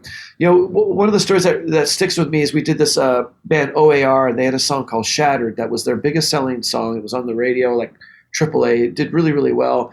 And I remember during that time, we put up all of our microphones. We had these really good tube microphones. We had good condenser, all these great microphones. And I'd purchased this MXL 990 XL microphone. It's made in China. And for $99. This microphone right here that I'm using to record myself. So that microphone, and you get a little pencil microphone for $99. And I remember when I opened it up, and it's all discrete electronics, capacitors, resistors, diodes, like, oh, look at that. And so Will would have the singer go in and sing like a verse and chorus on like 5 different microphones. And I said, just label like A, B, C, D, and E or something like that. Because the problem I had with most people is that if you label it like Neumann, AKG, sure, they're going to go, oh, I really like that Neumann. Okay, you like the name of the Neumann, but you're not really listening. And to me, the most important thing in this job is to listen. And so I'd have them label it. I'd say, okay, let's hear the vocals. And I'd go through them. And for that record in particular, we picked the MXL 990 microphone over all these other by far better microphones, by far. And I remember we did a couple of records like that. I used to get mad at Will. Like I go, okay, I think it's microphone D. Please tell me it's not that goddamn MXL 990. And sure enough, it was. But that's the microphone that ended up being on the record, on the radio. Crystal Algae mixed it. Never any comments like, hey, what's with that microphone? And I remember our friend Mark McCluskey, who's a really good producer, was like, oh man, MXL 990, like, what do you think of that microphone? It's made in China. I go, sounds good on the radio. You know what I mean? You know what I mean? I mean, it just sounded really good. And so to me, it's really important to listen with your ears. And I felt the same way about mixing consoles in the analog days. If I were king of the universe, all consoles would have no markers on frequency or the amount of boost and cut. Because even I would go, oh, well, 3K, I like that on vocal, so I'm going to go with 3K. As opposed to just sweep it and just boost or cut as much or as little as you want, and there you go. It doesn't really matter how much or how little. And to me, it's, again, about the ears. If you just hear it, you go, yeah, that sounds good. If someone goes, dude, that's 10 dB at 12K, it's like, I know, but it sounds good, you know what I mean? And I think that's really important to keep that in mind. And I think we get stuck with kind of, listening with what's the name of something, or what brand is it, or, how much or how little are you doing? Is that right or wrong? And I don't think there is any right or wrong, honestly. If the end result is like a fantastic recording. Yeah, I learned, obviously a ton of what I know is, if they're foundational people in my career, Matt is obviously one of them. David Bianco was another one. The third was the great mastering engineer, Doug Sachs. And one of the things I took from working with Doug was that concept. He was a huge believer in A/B testing everything and blind testing it, so that you weren't making decisions based on what, on your brand bias. And I watched him, this is a guy who's the mastering lab had the most amazing equipment you could ask for. And sometimes the thing that worked was the cheap thing. It wasn't the thing that was the most special hot rodded thing that, and he knew that, he understood that. And he always used to say too, as he would hear more people doing mastering in the box, he would say, the thing is, I work with all this analog equipment, but people are getting great results with the digital tools in their computer. And I don't have a problem with that. It's not the way I work, but the work is good. So who am I to criticize? And that's something, even now when I'm mixing, I will do, the blind A/B test of, I'll throw a compressor on something and then pop it in and out and confuse myself as to whether it's bypassed or not, and then see if I pick the compressed version over the uncompressed version regularly. And if I don't, I go, okay, I don't need that, and toss it. And that's a really, like, constantly keeping that perspective of it's about the end result, not about the path you take technically to get there. Nobody is ever going to care what microphone you used, what piece of gear you ran it through. All of those things can matter, but they're never going to not listen to the song because you used a cheap microphone. Yep, it's true. Right. Yeah, I mean, as you probably know, the first 3 U2 records, Bono did a handheld 58. Here they have all the money in the world. They can use all the tube mics they want, and handheld 58 is what got the job done, because he could grab it, he could walk around, and that's what got him off, and that's what created those moments. And so to me, that right there is a really good indicator of how to get things done. Sometimes, I've done that too, where people just stand in front of the speaker and you just do it because that's what works. Yeah, I like that feeling too. In doing like performances like of electronic music, where I've got all these buttons and knobs and faders and keys and things besides a guitar. I did have the option to either do like some sort of headset or like a mic stand, but I found like when I grab the mic, I'm just, it's physical. It's yes, there's like a certain type of aggression and emotion that comes through like that. Yeah. Absolutely. That's cool. I didn't know that about Bono. That's awesome. Yeah, absolutely. I think it becomes really physical when you're holding the microphone. It becomes a physical thing. Yeah. You know what I mean? It's like, instead of like it's on a stand or a headset, you're still somewhat removed. But when you're holding it, I think there's something about commitment there. Yeah, you got to be so careful when it's on the stand and you got everything around it. Yeah. I remember David Bianco actually worked on a record with the Rollins band back in the 90s, Henry Rollins, who, if you ever saw him perform live, is stripped down to black shorts, no shirt, no shoes, with the mic cable wrapped around his arm, just screaming. And that's how he did it in the studio too. The whole bit, like he was doing a live performance, because that's what it took for him to deliver that kind of energy on the recordings. Yeah. Yep. Yeah, that's a great example on that. He's singing with his entire body. It's absolutely. Yeah. I have an MXL mic that I think I got for free when just some promotion that like I bought something that came with that mic. I don't know that I ever even really set it up. I'll have to give it a shot.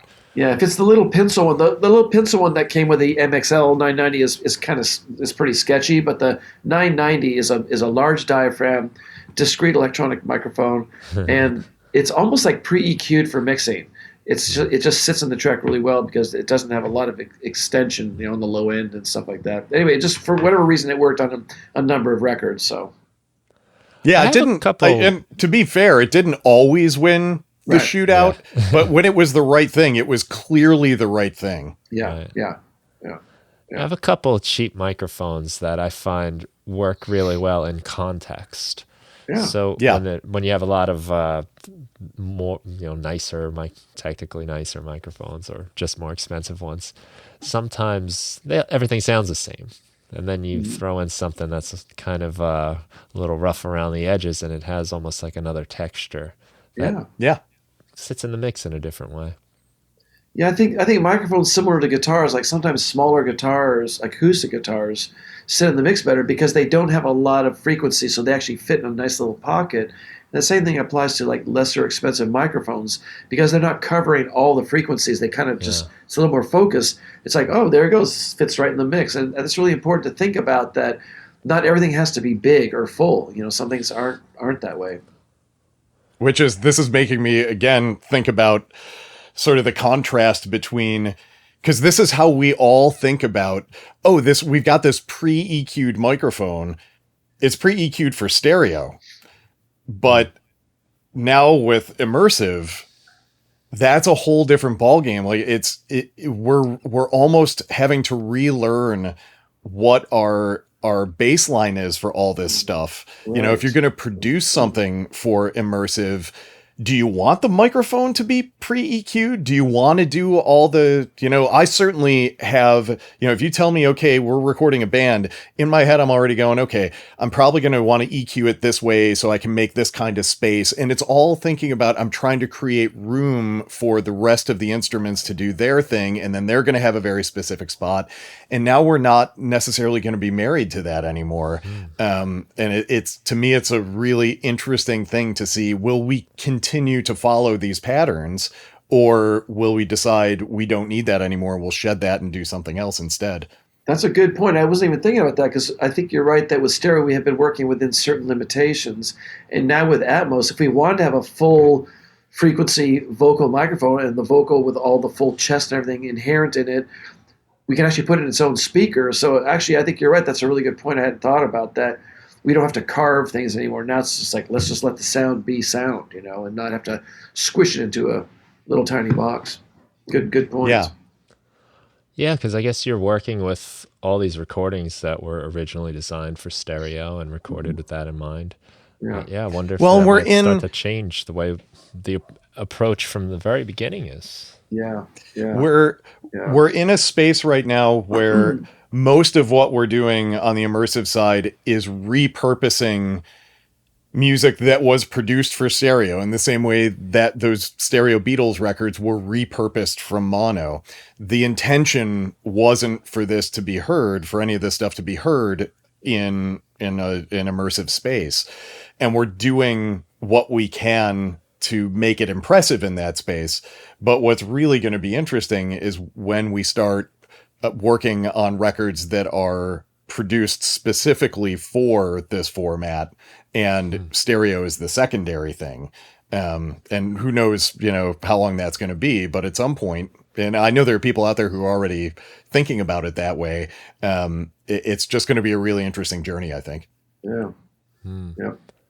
It's exciting because I think somewhat like ironically, I guess, music in the last maybe 2 decades, apart from almost everything else, kind of went down in quality. When we started streaming and now we're listening to like MP3s, really low bit rates, that and like Bluetooth speakers and all of our equipment, the hi-fi systems are like gone from everyone's house. But now maybe that we've got the technology, the bandwidth has expanded where we can, and Wi-Fi speeds and all of that is so much faster that it can finally allow for some of this really pretty amazing stuff. I'm psyched to listen to a record and turn my head and just be surrounded in that way. Yeah, but that's it's. Go ahead, Matt. No, that's a really good point. I think that's one thing that was oddly appealing to both Will and I, which I certainly wasn't thinking about, is that I think high fidelity is kind of coming back into music again in a very unexpected way. Because you're right, it has been diminishing. We went to CDs and then to MP3s and things like that. And now it's like, oh, no, fidelity is important. And it's almost become effortless because now there's so much room to spread it. It's like we can actually be high fidelity. Because even most stereo mixes from, in the past weren't really high fidelity. Everything was kind of jammed and compressed and everything. It was kind of attempting, but now you can actually make it the low end is really good now. The high end is really good. And the clarity, it's really, really good. It's not very portable. It's not very portable. Right. It's not very convenient yet. But man, it's really something. Sitting in our room and listening to music is really something. Like I've never heard this kind of sound before, ever.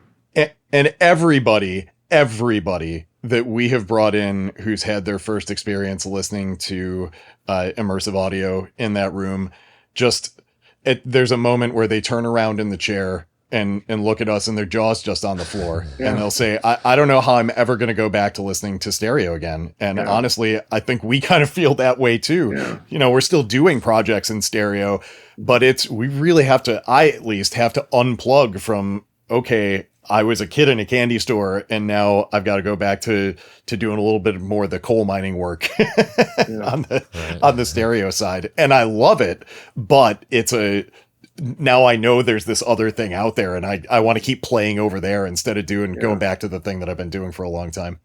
Yeah. Yeah. Yeah. Wow. That sounds like fun.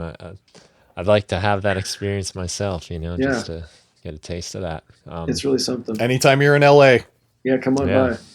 Oh yeah. Thank you. Yeah, I would love to, because that's just exciting. And I love the way you guys are seeing it too. This emotional impact is at the heart of everything. And it really sounds like you guys went on a limb a bit. You're doing these mixes yourselves to kind of to sell it to the companies, to the producers and the labels. Yes. That somebody needs to do that, to say, hey, there's a better way. And I think it's really cool that you guys are doing that. And I'm excited to hear the Faith No More stuff. Like I said, like Love Shack was just, I had a jaw drop moment listening to that. I was like, good. Wow, that's great.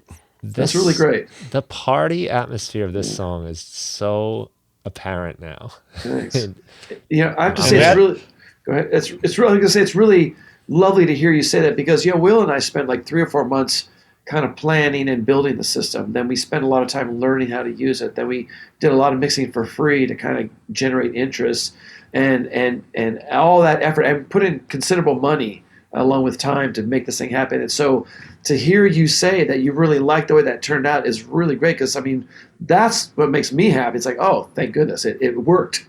Our experiment worked. That we actually pulled it off is really great. So I appreciate your kind words about that. Hey, I appreciate what you guys are doing. Thank you. Sorry, Will, you were going to say something. I interrupted you. Oh no, I was just going to say, it's so, I feel like we go into a mix thinking about, sort of what are the broader themes of this mix? What are we trying to make people feel? And that song is pretty obvious. It's about being at a party. And that, I know that was a goal for both of us. Like, that was the thing. Like, we need to make you feel like you're at the party, and we can do that now. And to hear you say that's what it feels like just feels amazing, because that's what we were shooting for. Yeah. So, if that's what you're getting out of it, then great. I would say that's what the band and producer originally wanted to be too. Absolutely. They just couldn't quite accomplish it with stereo, but now with the Atmos, it's like I think it's finally realized that version finally, you know. Yeah, that's what came to mind was, oh man, they like really were playing up this party vibe in this song when they made it. You can hear the fun, and it brought back images of the old video. I believe they were in like a house doing, you know, being weird and quirky like they are, and it really shined the light on the intention. Good. Yeah. Excellent.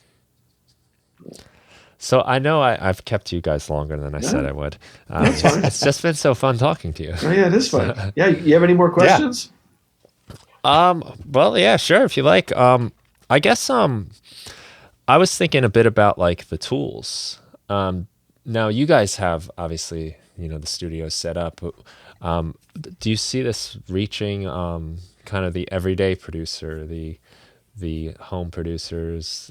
Because I've seen a few tools. I think Dolby does have some sort of, I don't know if it's a plugin exactly, or if it's a separate workstation where they have the room and there's like the ball in the middle and you can kind of work with. Do you see that reaching this kind of everyday person? Logic, I think, has some features. Yes. That's where I was going to go. The way this system works is different than what we're all used to working in stereo. There's more of a chain of things happening in order to create the end result. The latest version of Logic has all of that stuff built into it. Now, that said, the process is still very complicated. And as I've said over and over again, when Matt and I were building the studio and I was trying to come to grips with how this whole thing worked, I said at one point, you know, I haven't been this confused in a recording studio since before I knew how a recording studio worked, because it just involved unplugging so many pathways of understanding that had been living in my brain forever and rewiring them for this new workflow. So the tools are available. The system is still very complex, and I think it's going to stay that way for a little while. I think people are going to be able to fool around with it. And I think that, you know, one of the problems with it is it's very difficult to listen, like while you're recording. The processing can't happen fast enough for you to be able to play along with yourself with an Atmos mix going. Right. So we're still a ways away from that being able to happen. Even when we get there, eventually, yes, we'll see it in the same way we saw stereo production become democratized. This will too, but I think it's going to be a little while yet. It just takes... I'm thinking about all of the learning I've had to do the last 9 months since we started this. It was like going back to school. It was just unbelievable, the mountain of information we had to climb to get to where we're at. And it's going to be a little while before those things get simplified into the types of simple tools that everybody knows how to use, rather than people who spend their lives in recording studios. Yeah, this whole technology is so new that even the protocols for how to put this stuff together, how to deliver it to labels, everything is so new that Will and myself and our peers have called it kind of the Wild West, because we've actually formed our own little group of about 15 of us now, because there's no one else to ask these questions. Like, we can't go to someone who's already done this for the last 10 years. It's like, oh no, it's happening right now. So we're all like, how do you guys do this? What do we do now? And so we're kind of creating our own little group that kind of helps each other find our way through this wilderness, you know. So it's very exciting, but also very, very challenging. You know? Yeah, and the rules of what we're delivering are changing too. So you can learn how to do a certain part of the process today that feels really good, but then what you have to deliver changes and now that thing that worked yesterday doesn't work today. Or a tool changes and this process that you spent a long time working is no longer necessary, or there's a new process you have to learn. And that stuff is constantly cropping up. Yeah, I guess just we were talking, I think, before we hit record about like overcooking the cake and, burning the steak by just over processing things. And now this is a whole, really, I guess, another dimension, technically, right? Of things that can go wrong and things that you can my God, mess up your mix with. It feels like, to me, as you know, in my engineer brain, a lot of the time it feels like I'm working without a net. I'm hoping that I'm getting everything right and knowing that a month from now, I'm going to come back and look at what I did today and go, oh man, if only I'd had these other two pieces of information, I would have done this completely differently. And even we've got friends in this support group we've formed who've been at it a little longer than we have, who say the same thing. Like, oh, if I could redo that mix I did a year ago or 2 years ago, I would totally do it. And that's, when you're operating at our level, I feel like a separation of a month or even 6 months or a year between the work you're doing and the work you did, like that's not very far to go to say, wow, I picked up so much new stuff that I wish I could go back and redo that again right now. It's sort of like being at the beginning of your career again. This stuff is just coming at you so fast. Yeah. And another thing that's a new wrinkle in what we're doing is that in the old days in stereo, you had to end up going to a mastering engineer. Certainly if you're going to vinyl, you had no options. And then there was a time when Will and I were doing our own quote unquote poor man's mastering after we've done our mixing because people didn't have the budget for it. Now with Atmos, depending on who you speak with about this, but generally the idea is that you don't need to master just because of the way the whole technology is. So that means that there's no safety net at all, like Will said, that what we turn into the label is what goes out there. The B-52s, that went from Will putting the whole thing together, handing it to the label, and they said, here we go, Apple, there it is. So there was no one who could kind of like save our necks, So Will, you have to hit these very, very specific numbers. Everything is very, very articulated. And so thankfully, Will's got that kind of eye for detail because there is no kind of gatekeeper or goalie between what we hand into the label and what goes to you to listen to it. So what you listened to came right from our computer. There was nobody else kind of messed with it. Yeah. That kind of. And just to talk a little technical stuff here, because I think it's really important to what you're hearing when you listen to immersive mixes as opposed to stereo mixes. There are very strict guidelines. Well, I say guidelines, they're rules about how loud these mixes can be, and loud both in terms of peak level and in terms of average level, which means compression. So we actually can't do the amount of compression that you would do on a typical modern stereo mix and get our mixes through that gatekeeper. And that means that we can't, there's no way to lean on stereo compression or stereo limiting as glue anymore. The mixes have to sound good, and they're going to have a lot of dynamic range, which is, for me at least, a real joy to be able to take stuff and hear it in the more full range, full dynamic way it was meant to be heard. And that, at least we've been told that those rules are going to stick. If you submit a mix, you can absolutely try to crush your Atmos mix, make it super compressed, make it super loud. But when it gets to a streaming service, they're just going to turn it down. Yeah. Until it meets the target levels. Yeah. I could hear that when I switched back to the, I guess, like original version of Love Shack. It did have a much more compressed sound. And yeah, it's much louder. And that's because of these target levels we're given. They're in the range, at least these days, of what people are sending in for stereo mixes. They're about 10 to 12 dB quieter. Wow. And the when you mix in stereo, you can put a compressor across the bus and you can compress the stereo bus. Well, there's no way you can do that with Atmos because of its object, mixing. There's no way to do any quote unquote bus compression. You got you need you need a 128 channel compressor. Yeah, to pull that off. And they'll probably come up with one eventually. Somebody's actually working on one right now. But what's interesting is that even, and we've all, because so much of mixing for the last 40 years has in some way relied on the flavor of stereo bus compression, even if it wasn't a ton of actual compression. We've found ways of being able to add that flavor to what we're doing so we can bring that to the Atmos mix.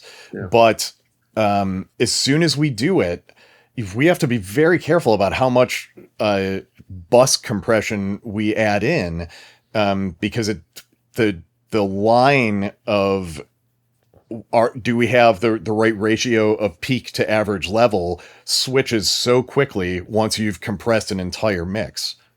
Yeah. Yeah, well, it makes sense because what you're really getting here is all that depth. Exactly. And that's how you get it. You need the dynamic range to get that depth of sound. It's good though. I think we've all gotten a little carried away, right, over the last the loudness wars, as they say. Oh yeah. Yep. Where I've heard it in my own mixes. I've done mixes where I just take all the compressors off after like working on them for a long time and just be like, oh, it sounds so much better. I ruined it. Yeah. Yeah. Well, I know, Matt, you had that experience too with stereo mixing. Yeah. It's interesting. I have an outboard SSL compressor that I used to use on everything all the time. And then one day something happened. I think I changed my patch bay or something stopped working. So actually I have not used bus compression, I don't know, probably been 4 or 5 years. I just don't even use it. And I haven't been using it on my stereo mixes for a long time now. And so now I'll add it later on. Like I'll mix it the way I want it to sound. Then I'll do some post-mix compression and limiting and stuff like that so that it sounds mastered. And then I send my my kind of reference mix to the mastering people. I do snapshots of what I've done to it, so if they want to replicate it or not. And then I send them just the raw mix without any of that stuff. Because I used to rely on it too much. I mean, literally, I would sit down to mix and I would turn the thing on before I even did anything, and that was just a bad way to do it. For me anyway. Oh yeah, I've done the same thing. I mean, that was like the secret. In fact, it got so bad for me that when Will and I were tracking things, while we're listening back to the tracking, I'd say, let's put some bus compression on. He's just like, really? I mean, I just love that sound, Yeah. But it can mask. It's exciting. Yeah, it is exciting. Yeah. Yeah, it brings like the fun out early. And I've run into the same thing. And then I'm still finishing my song. I got no headroom left all of a sudden. Exactly. Yep. Nothing sounds good. Yep. Now, if you're not able to do that, though, I don't know. What does that do for like continuity across an album when you have all these mixes? It's an interesting we rely question. on that that brings us together when we have that bus compression, and then everything sounds like an album. And how does that work? Right now, a lot of what we're doing is one-off songs, but I think the idea behind, and again, this is new technology, and I have to be. Someone just had to remind me of this recently. It's new. It's still developing. It's going to get better. I think the idea was if we come up with these loudness targets for the mixes, then they will come in sounding like they're all the same volume. The second layer of thing that's being counted on, at least on the Apple side of things, is sound check in the Apple Music app. So if you have sound check turned on in Apple Music and you switch between the stereo version and the immersive or spatial audio version, it will keep the levels the same. If you turn it off, the stereo version will be much, much louder. And I think they're kind of counting on that to smooth out some of the, just because we deliver a mix at -18 doesn't mean that -18 is perceived as the same volume from song to song. So soundcheck can smooth some of that stuff out too. Is that the solution we want in the long term? I don't think anybody's going to be happy with that. But we're still figuring it out. We're figuring out what the tools are going to be that define this in the future. We've done a few albums end to end, and I think as long as you've got one person doing the mixes for a whole record, you're going to find that they come in with the kind of consistency you need. But we have discussed what happens if, and this is going to start happening down the road where, say the singles by a legacy artist have been mixed for immersive, but the album tracks haven't yet. Is the same person going to do those mixes? Are they going to be able to recreate the same vibe they had what may have been years before when they did the singles? Or is someone else entirely going to do them? And then at that point, the conversation about mastering crops up again. And, whether or not you need a unifying mind there to pull everything together in a way that makes sense. Yep. Do we know exactly what soundcheck is doing? I think the description in Apple is like it keeps the volumes level. But okay. How it's doing it, I don't think anybody outside of Apple knows. Right. We can all take guesses at it in the same way we can all take guesses at what they're doing to create the spatial audio version of our Atmos mixes. We have an idea. We're, other than the people who are on the tech team that are making that software, I don't think anybody knows. Yeah. Does seem like maybe we'll have to agree on some sort of protocol or standard or something. Yeah, fortunately, Will and I we're going to talk to the Apple team in mid-June, so we hope we'll get some answers then. That might be nice. Yeah. What is soundcheck anyway? Yeah, exactly. Define soundcheck.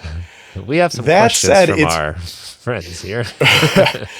It's interesting, I think all of us in the recording community saw soundcheck as the devil when it came out. Like we very specifically delivered stuff to sound the way it sounded. We don't want the delivery system to be screwing with it. But now on the immersive side, suddenly you listen to something with soundcheck on and it's a little more pleasing to listen to. So I don't know. Like it's something that I think we're going to be sort of coming to terms with what the solutions are going to be long-term. And we haven't arrived there yet. Right. Well, it is the Wild West, as you said, right? It is very much so. Yeah. Very much so. Well, it's exciting though, because, just like stereo was, as we said earlier, that there was a bit of learning and figuring out, but it seems really promising. And, as I said, like some of the later stuff I've heard, a lot different even. And I guess that's because everyone's figuring it out, right? When Apple jumped on board last year, it was like a starting gun went off. And it went off for us too. I mean, that's what triggered Matt and I to really look into doing this seriously.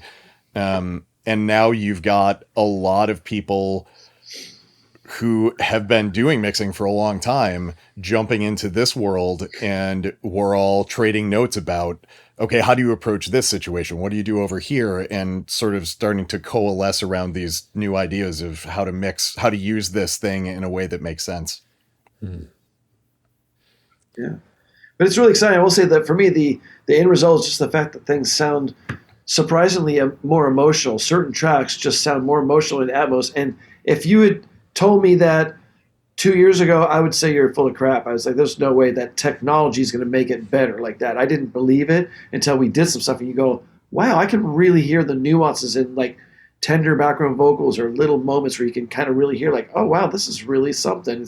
It really brings in more dimension than I ever thought it would, to be honest, because I was not a proponent of Atmos at first, but I'm a huge fan of it now. Or even on something like Epic, where we discovered, I mean, I don't know if Matt remembered, but I never knew this. When we got the multi-tracks, there were 4 rhythm guitars recorded for the whole song. So those huge guitars were, it was 2 guitars on each side in the stereo version. Well, now we can put, and we have 2 in the front and 2 in the rear. So the guitars are just coming at you from all directions at the same time. And wow, does that make that's something you just can't get. That experience doesn't exist on the stereo side, I don't think. Yeah, I think you're right. And I think one thing that the guy from Warner Brothers noticed that during that instrumental section, there's like 6 or 8 different guitar parts. He's playing melody lines, he's playing harmonies. And the guy who had heard these songs like 300 times, he goes, oh my God, I can hear every little piece, every little part, because it's very, very orchestrated. Jim Martin really put a lot of time and care into it. And you couldn't really hear that in the stereo mix, but now with the Atmos, you can actually hear. It's like being in the middle of a symphony. It's really something. Yeah. It's pretty cool. Yeah, it is. Yeah, and that band, right? Like talking about like in the performance.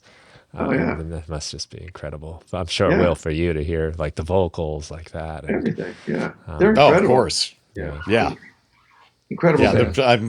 Yeah, that band was they probably didn't even get enough credit for the amount of the number of walls they broke down and how good they were while they were doing it. Yep. I agree. And when are we going to be able to hear those? Well, June 17th is the release date for Epic, Easy, and Midlife Crisis. Yep. That's cool. And hopefully one day we can unleash our stereo remixes, which are killer. Oh my God. Yeah. If the label came to us today and said, okay, you can choose between the Atmos or the stereo, I'd be like, oh man, those stereo mixes are so good. But the Atmos ones are crushing in the room though. When you really hear it with a real system, are just superb. They're really good. That's exciting. Yeah, and I think they're a step up even in binaural on headphones. Yes. They're a step up from the old mixes. Yeah, which is nice. Yeah. It's super cool what you guys are doing. Thanks. Changing music for us. And it's nice to hear you also have the obviously have like the respect for it too. And it's not just we want to hear somebody swirling around in our head because it's the fun new gimmick. Yeah. Because I'm with you. Like when it first came out and they were like, you'll never hear music the same. It sounded like marketing and all of that stuff. But I was pretty intrigued with the Marvin Gaye track. Yeah. And then there were others where I was like, wow, that sounds, I don't know yet. And I think like anything, it's a tool. Yeah. And if you use the tool well and on the right thing, it can do incredible stuff. And I think that's been the problem with all of the attempts at this up until now is the tool wasn't good enough. So regardless of how good a job you did, the result was always a little bit disappointing. And this is the first time that I've been able to listen to something that's taking this immersive approach and go, okay, if we get this right, this is really impressive. Yeah. I tell anyone, listen to Love Shack. There you go. Thanks. And for me, it's impressive what we can do, and we've been doing this for quite a long time. But the thing I'm most excited about is 5 years from now, young people who haven't been steeped in stereo, who just walk into immersive. I think that's when it's going to be something else. I think the game changing is we're just on the leading edge of it, but when it really happens, young people who've never really dealt with stereo and they don't have those confines in their mind, and they can just put sound anywhere, that's going to be where the game changing really starts from where I see it. Yeah, we're just setting the table for those folks. Yep, I think so. Wow, that's a fun way to think about it. Yeah. It's cool to be part of this whole lineage, and it's great. It's a thrill. Yeah. So where can we send people? Where do you like to direct people? Do you go to, I have some websites here. Let's see. For the studio, the website's under construction right now, hoping to have that done in the next few weeks. Okay, it's the Instagram I have right now. Okay. Yeah, the Instagram is at Studio Delux Immersive. The website is studiodeluxe.la. And then my personal website is willkennedyproducer.com. And Matt, you have your website as well? Yeah, I don't even know what the address is. I have mcdman.com. Yeah, well, that was through my that's- manager, so that definitely works. /Wallace. Yep. Okay. Yeah, that was good. But I have one of my own. I just I gotta get on it. Yeah. Okay. Well, I think it gets the point across. People will flip down this page and see lots of familiar albums. Oh, good. They'll get the idea. Yeah. Yeah. Well, this is really exciting. Nice. And again, like, I'm thankful you guys are willing to be on the cutting edge and to trailblaze for everybody and figure this out. And the results are speaking for themselves. And I'm really pumped to hear the Faith No More stuff. Yeah, it's really cool. It's really, really good. Yeah. I think it's gonna be a step up from. I mean, the B-52s is really good, but this one really, we were able to kind of open it up a little more. So yeah. Well, it's cool because you worked on it as well. So Yeah. you know what the intention was. And, Yeah. So.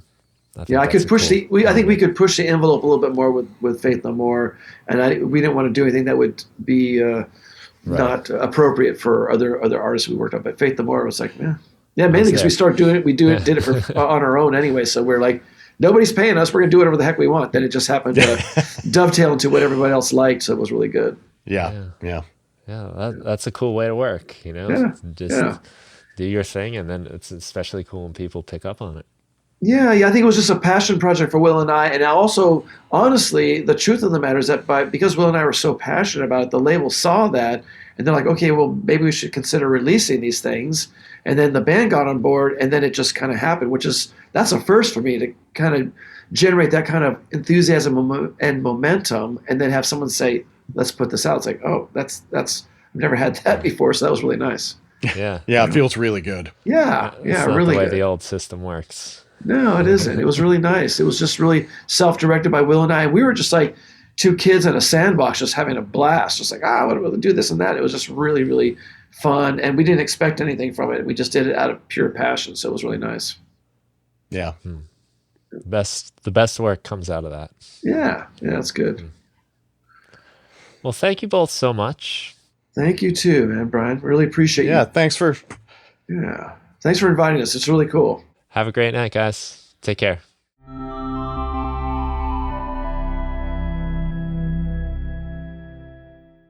Hey, if you enjoyed the Music Production Podcast, please consider giving it a review on your favorite podcast provider and share it with a friend, somebody that you think might enjoy the show and get something out of it. That would mean a lot to me. And if you want to check out more of my work, including sound packs, tutorials, etc., head over to brianfunk.com. Thanks so much for listening, and have a great day.